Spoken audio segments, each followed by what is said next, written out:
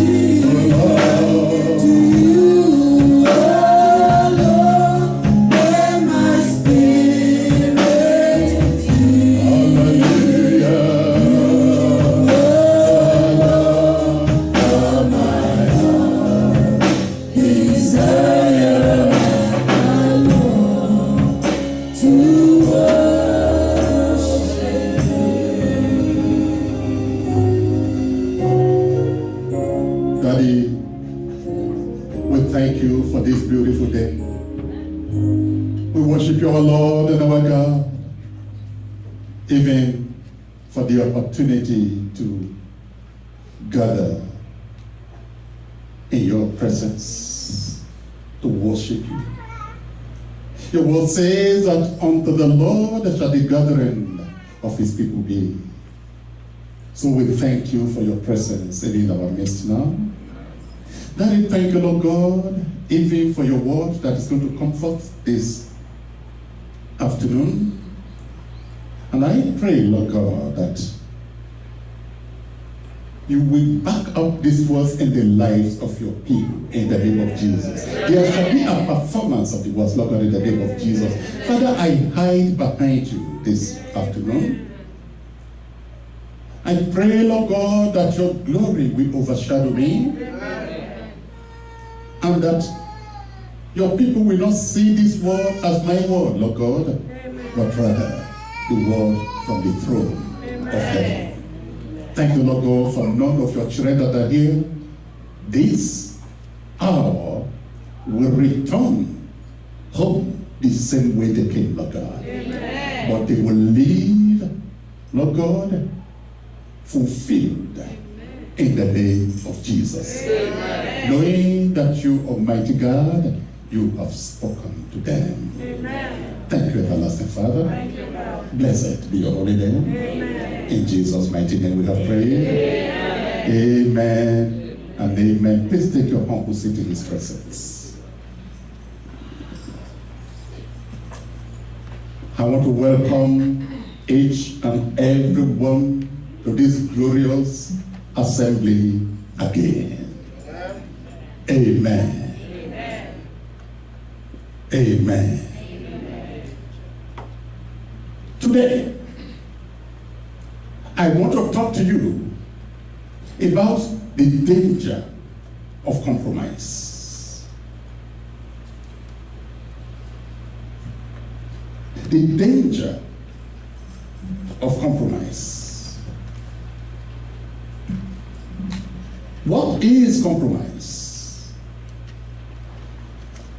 When I was preparing this message, I went to the Merriam-Webster dictionary to see what compromise is.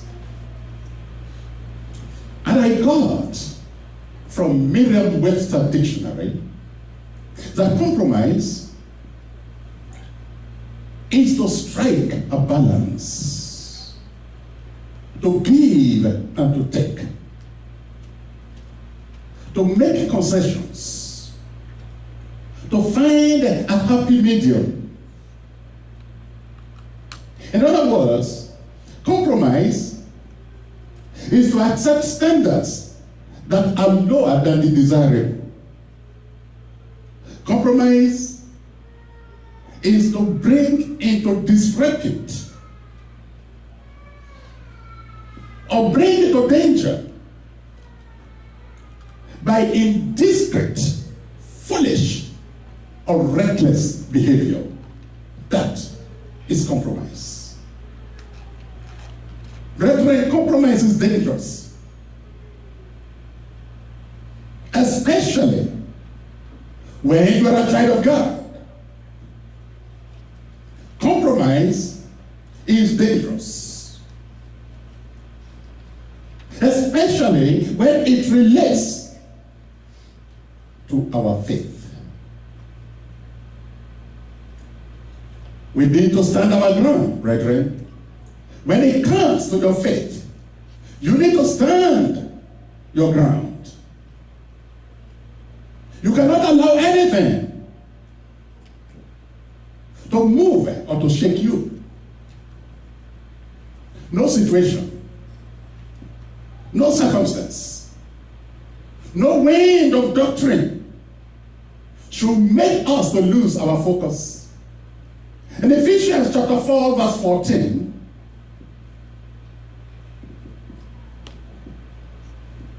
Apostle Paul said that we henceforth be no more children, tossed and to and fro, and carried about with every wind of doctrine by the sleight of men and cunning craftiness, whereby they lie in wait to deceive. This is compromise, brethren. Children can compromise.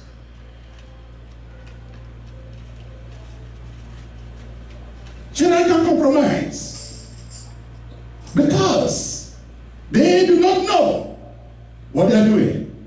We as adults, and especially people of faith, we cannot compromise. Hear what Apostle Paul said here.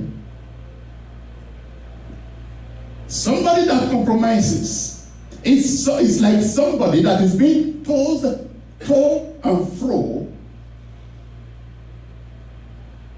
and carried about with every wind of doctrine.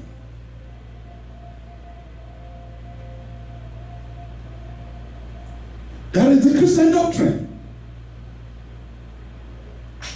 There are other doctrines, religious doctrines.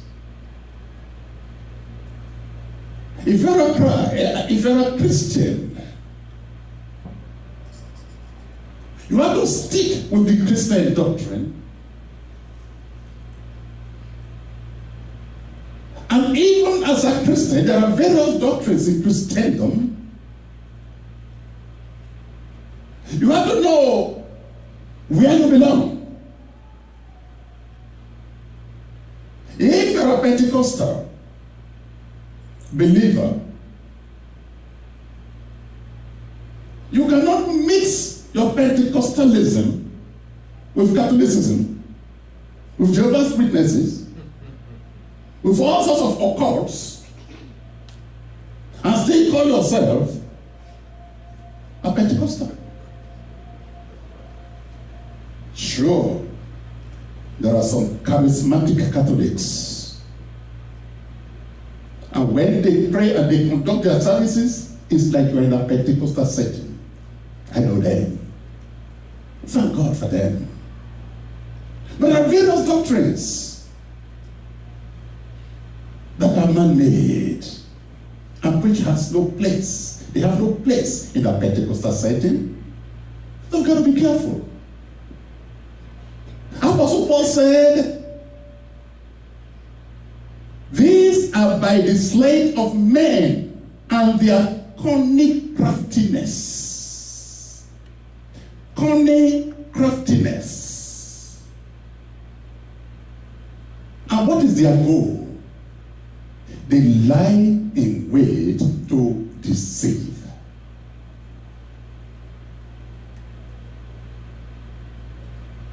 Brethren, they lie in wait to deceive. Compromise is dangerous. And what it means is that you are neither here nor there.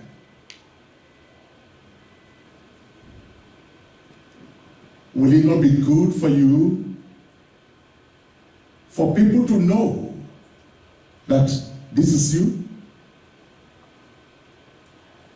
I'm a Christian. But then I believe in some Islamic doctrines. Well, so who are you then? Are you a Christian or a Muslim? May the Lord help us. Amen. I want to speak to you on the dangers of compromise.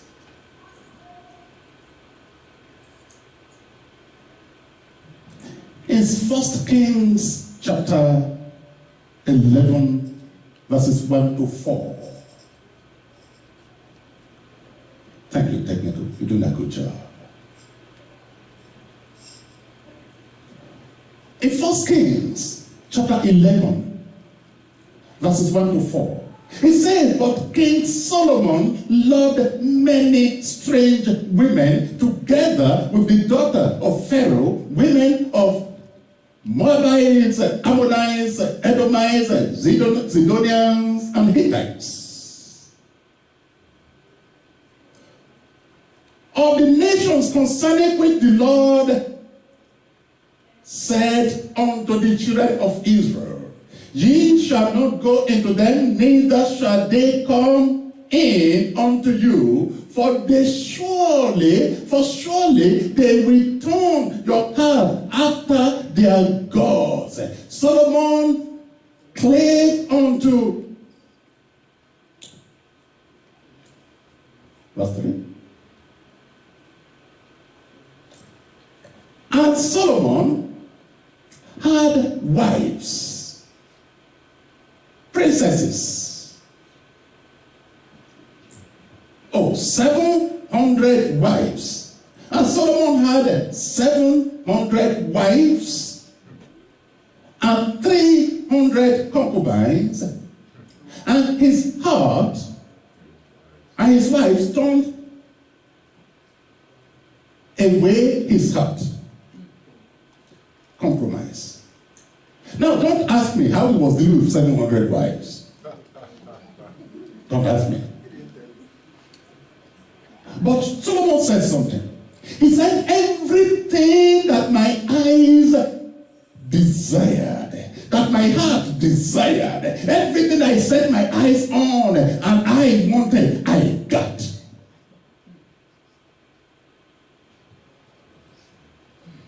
But when you have so many women, when they come with their gods and goddesses, then this woman will say, come with me to offer sacrifices to my God. Be my guest. Be my guest. Be my guest. As the husband, you are bound to oblige. Now, 700 wives.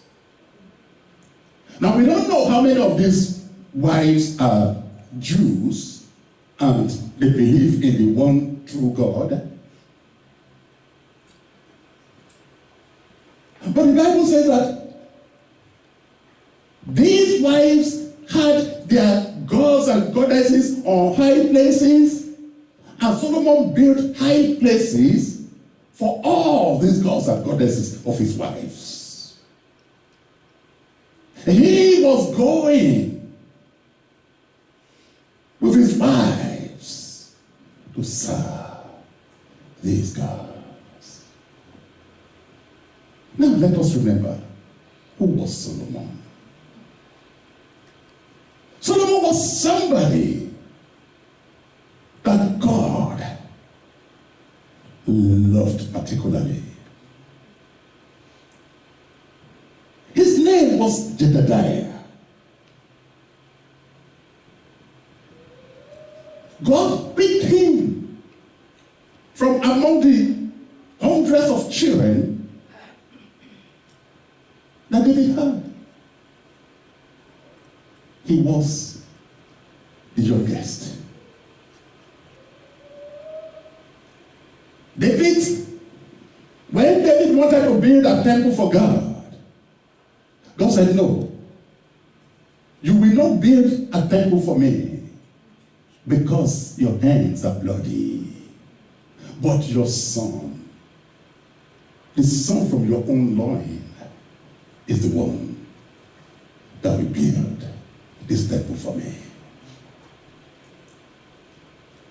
This same Solomon was the one, when he became king, God asked him, when he offered an unusual sacrifice, during the dedication of the temple. It was this same Solomon that God said, wow. You know, you can offer some sacrifices that God will say, wow, this is awesome. And because God was so impressed with the sacrifices and the devotion,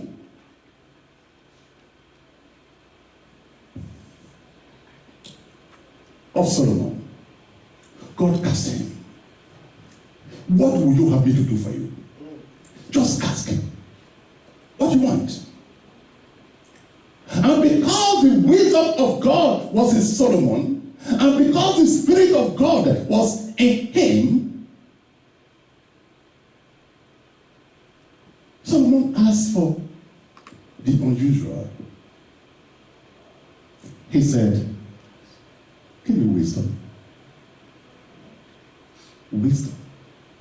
That I may be able to lead this your people for you. God said, wisdom. That's what you want. You don't want money. You don't want a huge empire. You don't want gold.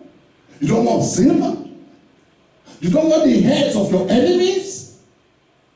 What an unusual request. Now God said, because you have asked for this thing, said I will do more for you. I will give you everything and anything that you can imagine. Therefore, Solomon became the richest king and the most popular king and the wisest king of his generation. Solomon reigned for 40 years. For these 40 years, there was no war in Israel, because Solomon made affiliations through marriages with all the kings around him.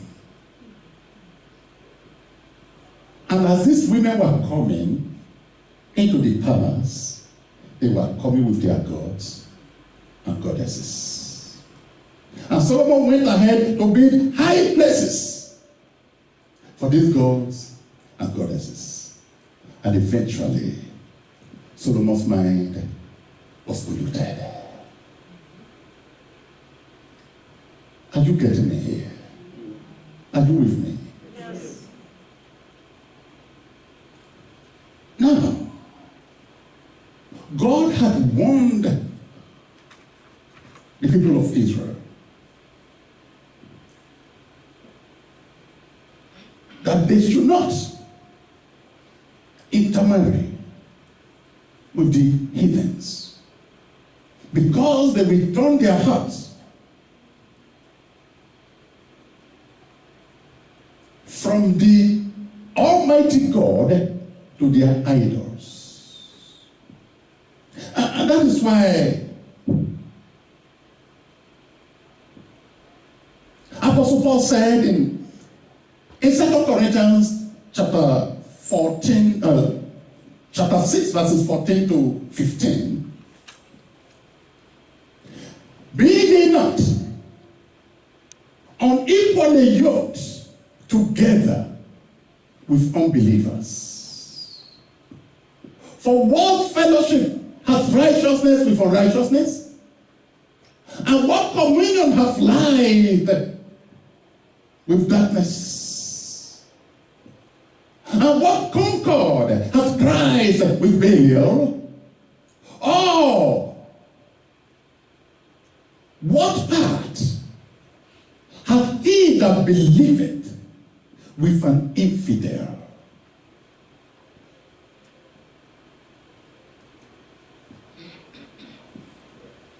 When you marry an unbeliever, you are unequally yoked with that unbeliever. Some people will say, I'm going to marry this lady. This lady is a Muslim. Says, when she comes into the house, I will turn her to be a Christian. Never. Never. It's not going to happen. A man went to marry a lady in a Pentecostal church. I believe it was like Redeem, one of these big churches. Went to marry a lady there. He pretended to be a Christian. And they accepted him. And he went and took a lady from there as his wife. They had a Christian white wedding. Everything was wonderful. After the marriage, this guy went to church a few times, and then later he declared to this lady, listen, it is true that I want not your church. I am a Muslim. And if you want to be my wife, you have to convert to Islam. From today, I am not going to your church with you anymore, and you have to come with me to the mosque.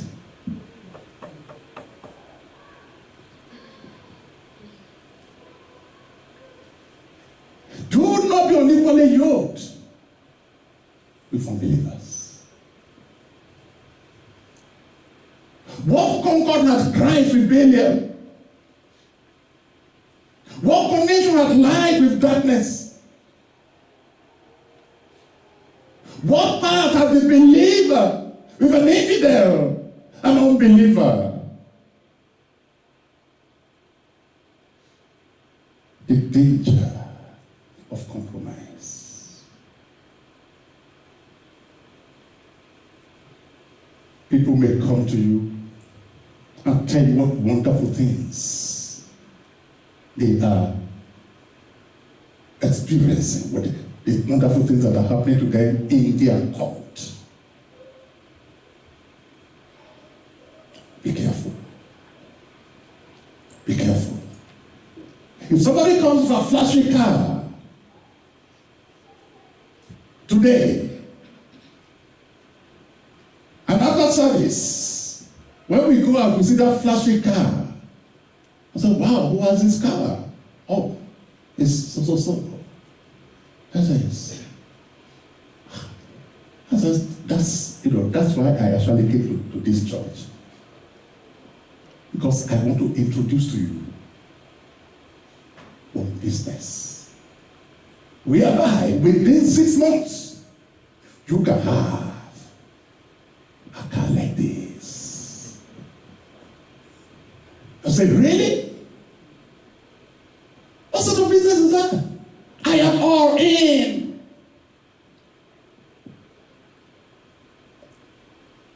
You are all in to your grave.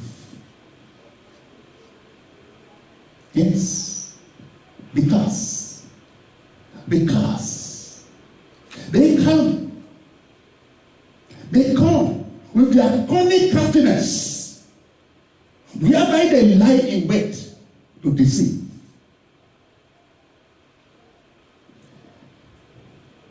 The dangers of compromise. Compromise will be the first step to disobedience. Hello, somebody. Hello, somebody. Compromise is the first step to disobedience. Solomon knew the word of God. Solomon knew the 10 Commandments. Solomon knew what his father, David, had told him.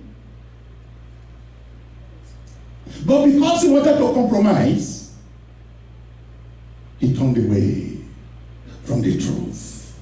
He became disobedient. May the Lord help us. May the Lord help us. In Mark 15:15, we see the compromise of Pilate. Pilate knew the truth. Pilate knew the truth. But because he loved his throne more than the truth, he compromised. And so Pilate, willing to content the people, that is willing to please the people, released Barabbas unto them and delivered Jesus when he had scourged him to be crucified. Pilate himself has said that Jesus did nothing to warrant his crucifixion. But he was afraid that the people will report him to Caesar, and